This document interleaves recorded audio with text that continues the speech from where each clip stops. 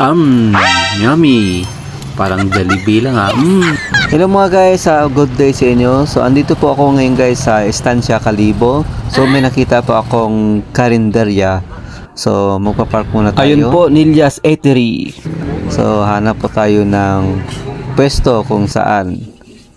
So you can see guys maliwalas Pipili dito guys. po tayo guys ng ating uulamin.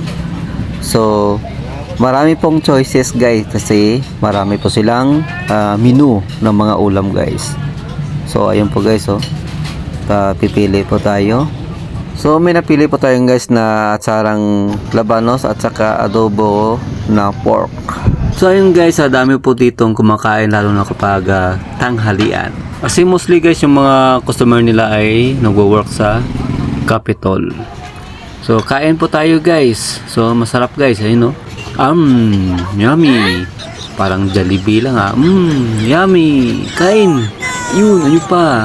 Sarap na sarap ako dito ha. So ayun, kain. Nakadalawang rice na po ako guys. So location po nila guys ay sa Estancia Calibo malapit sa Capitol.